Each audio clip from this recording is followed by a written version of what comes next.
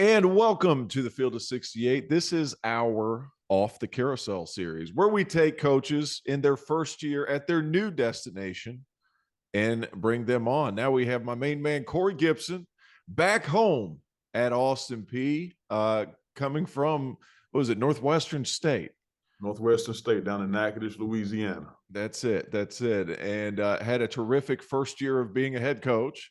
And now he's back home. Coach, first of all, thank you for letting us in, and congratulations on the new gig. Hey, thank you so much for having me on today. It's truly a pleasure, and I always admire and appreciate everything you guys do for the profession. Well, we try to help you guys out and put you guys in a positive light. We talked a little bit prior to me hitting the record button. Like, you're back home, you're back in Clarksville.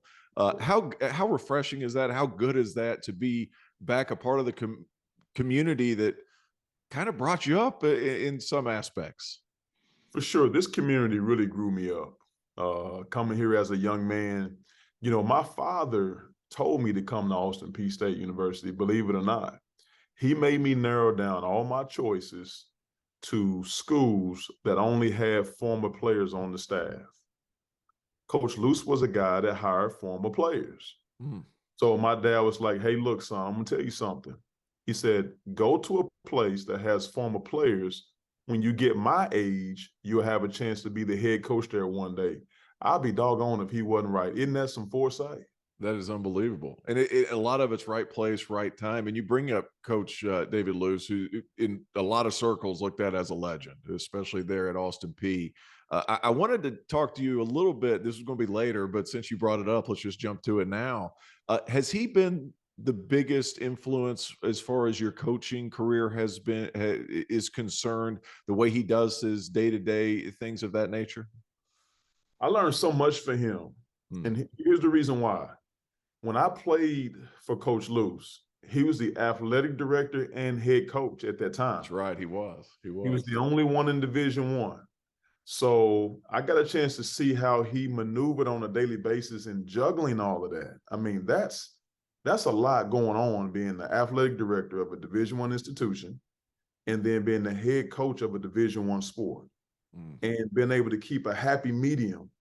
And what was so impressive about him at that time, and one thing that I took from him that I use to this day, he was never too high or too low, depending on the situation. And he's one of the best I've been around with that type of mentality of never getting too high and too low.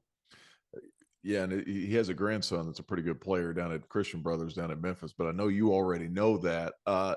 I just think it's so everybody's path is different, right? You spend some time at the Division II level, come back to Austin Peay, then you go to UNCG.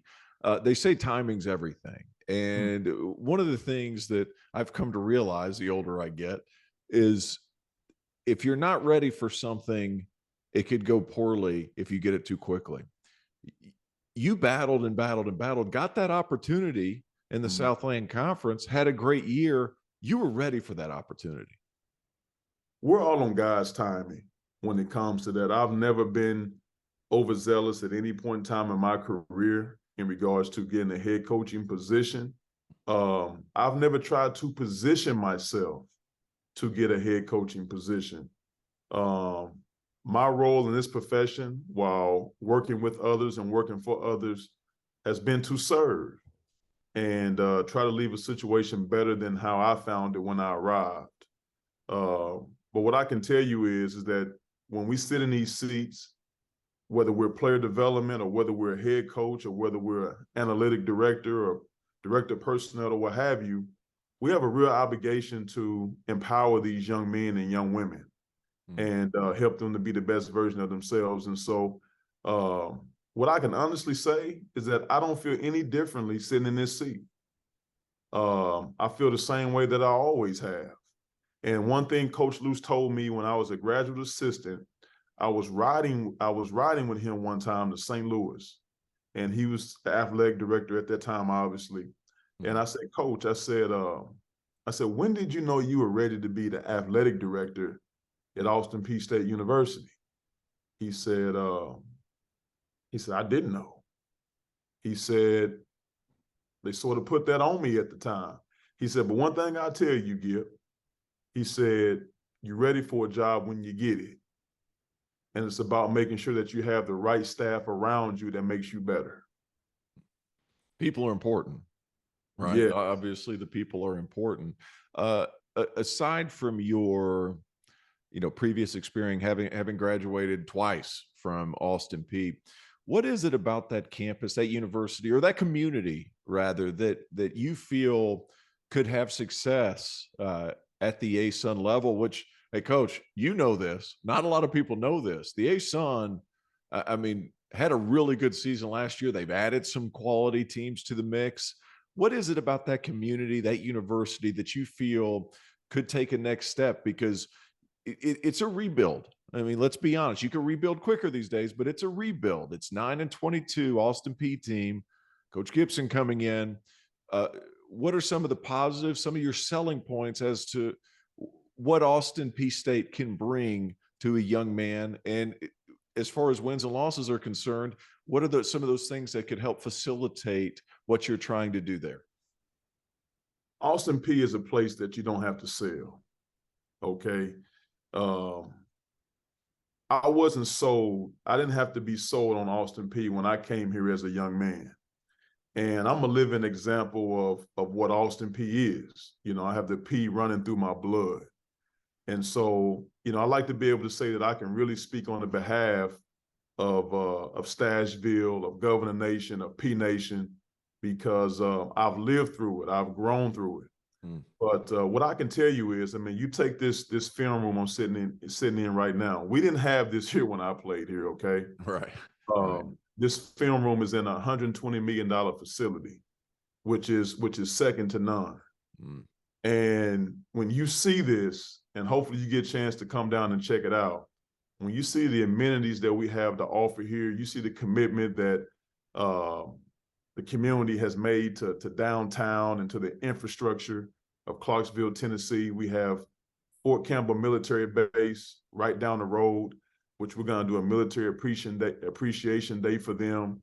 And one thing about this Clarksville community that separates it from others is that they really love their own. Mm. And once you become part of the P family, you are in it. And they grow with you throughout your life. This is not a place where you just come play, and then when you're done, you use goods, okay? This alumni base, the professors, I have a professor that I talk to maybe twice a month now. She's in her 90s, named Dr. A. Ray Hansberry. Wow. She taught me in the HHP department. We still talk at least twice a month now. Like, that's a special place when the people that taught you, that mentored you and groomed you, stay attached with you throughout your life. And so I'm very fortunate and blessed to have really come into the P family. And I'm very blessed to carry the torch and be a visible force for others to see how we rock down here in Governor Nation. That's great stuff, Coach. Let me ask you this. You move into a league with Coach Ritchie at Liberty. Kennesaw State has been emergent here lately. Eastern Kentucky and what they've done up there. Donnie Jones down at Stetson had a good season. What do you look forward to? What are some of your biggest challenges when going up against some of these great coaches and some of these programs that, like Austin Peay, like you alluded to, have made significant investments into their athletic programs? Absolutely. I mean, you mentioned some great coaches. Yeah. They do a phenomenal job. I've always watched them from afar and been impressed with how they go about their business. Mm-hmm. And I know they'll have continued success in the ASUN. We're looking forward to it. I have a very good staff. They make me a lot better than what I am. We've assembled a good roster that's looking forward to the challenge. And I think the ASUN is a league that really recognizes that iron sharpens iron. Sure. And that everybody in this league is going to have a chance to make each and every one better. And I think that that allows us to grow as a brotherhood of coaches, as a family, knowing that, it's good friendly war, good friendly battle, but we're actually making each other better because iron sharpens iron. Hey, Coach, you alluded to the former players and David Lewis hiring former players. Well, I did a little homework on you, coming out of high school, averaging 30 points a game. You go to junior college. By the time you get to Austin Peay, which was in the OVC at the time, you turn into this pure point guard, 7, 8 points a game, 3, 4 assists, all these things. And the number one defensive team in the OVC while you were there. What have been some of the, and I'm always curious about hearing this because I'm a former player, you're a former player, but what are some of the parallels that you took away from being that former player? And how does that help you at times when coaching and leading these young men? Great question. I've been fortunate enough to play for Hall of Famers. So my junior college coach, Gene Best, he coached all of my family members. He just went into the Hall of Fame this year at the Final Four. He is the all-time winningest coach in the game of basketball. And it was my childhood dream to play for Gene Best because he coached my father and my uncles and people like that. And so I heard all the stories of how hard it was. And I just had to experience it. And I thought my father and uncles were telling folk tales, but when I got up in there, I realized, it was the real deal. And my father told me that the hardest decision I ever have to make is leaving Coach Best and finding somebody that was not a basketball coach, but was a life coach like him. Sure. And Coach Luce was the closest thing we could find to that, with hiring former players and how he didn't teach us basketball, but he taught us life. And so I was very fortunate to be able to experience that as a young man and have those guys still coach me in my adulthood.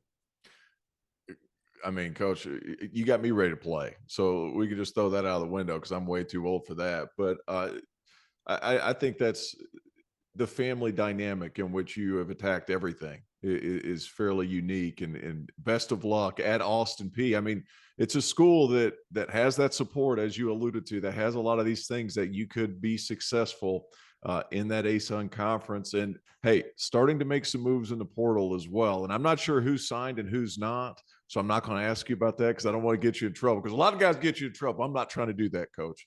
But thank you so much for being a part of this. Hey, thank you. Austin Peay got on the map back in the day. Now I got to put this on the record. I need this aired. I need Okay. this aired, okay? Oh, it'll be on there. Okay, so I met with Coach Leonard Hamilton at the Final Four, and he wants to pay homage back to some places where he started his career. And one of those places is Austin Peay State University. So sure is. Yep. Coach Hamilton was 23 years of age. He was hired here by Lake Kelly. Okay.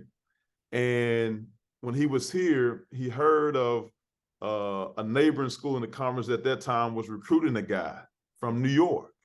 Sure. Okay. And he never had been to New York. At that time, he didn't even own a credit card. But he found a way to get to New York. And he ran into, and people told him where the Fly was located. And he went and met the Fly's mother.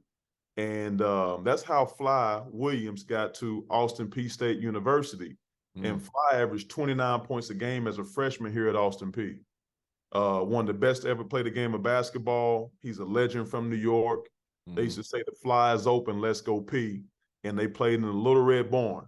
So Coach Hamilton mentioned that he would consider coming back and open up this new $120 million arena, which is F&M Bank Arena. So it would really be a privilege for him to do that. What I'm about to say now, he doesn't know. So Clarksville is actually working on a proclamation for him, giving him a key to the city for coming back to a place where he started his career.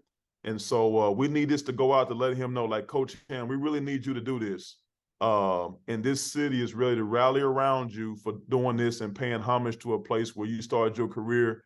And we're also going to make that a military appreciation day for disabled veterans. So this is all because of you, Coach Hamilton. If you could really bless us with this, this is something that's going to go, this is going to go viral. It's going to go crazy, knowing that you'd be willing to bring the Seminoles back down here to Stashville, as we call it, to pay homage to the military veterans and disabled veterans. And this can only take place if you make it happen. But thanks for considering us. If you can't do it, we understand, but appreciate you just at least considering it and put it on the table. but we understand that these things can't transpire, but we love you for at least taking a look at it. And there it is. Leonard Hamilton, get up there. That is Corey Gipson, first-year head coach at Austin Peay State University. Coach, thank you so much for having me. Best of luck this season. And this has been the Field of 68 off the Carousel. Hey, look, and our AD, Gerald Harrison, he already got a box of Let's Go Peay shirts going out to my man, Jeff Goodman. Yeah, we're waiting for him. We're waiting for him. He got a big box coming. So, hey, G. Harrison, thank you for coming through for Jeff Goodman and the crew. I love it. I love it. Thank you, Coach. Hey, thank you, man. Appreciate you. Love you, man. Yep. Our partner for today's episode is Athletic Greens. I started taking AG1 during the college basketball season, and I loved the impact that it had on my energy levels. I'm a big coffee in the morning guy, but by the time that the afternoon would hit, I needed another boost. AG1 helped me tremendously, especially on those days when I didn't want to get up off the couch and go hit the gym. Their tagline is AG1 is comprehensive health and the power of habit in one. And man, that could not be more true. It's nearly impossible to eat and drink in a healthy manner in the month of February and the month of March when you are in my business. And AG1 was exactly the supplement that I needed to improve my gut health and cover my nutritional basis for the day. I've continued that into April. I've continued that into May, and I'm going to continue that the rest of the summer. All I have to do is mix a scoop of AG1 with some water or maybe add it into a smoothie, and I'm ready to go. Do it after lunch, and you'll be ready to go for the rest of the day. If a comprehensive solution is what you need from your supplement routine, then Athletic Greens is giving you a free 1-year supply of vitamin D and 5 free travel packs with your first purchase. Go to athleticgreens.com/field68. That's Field 68, FIELD, the number 6, the number 8, and you can get yours now. So check it out and help support this show. Thanks.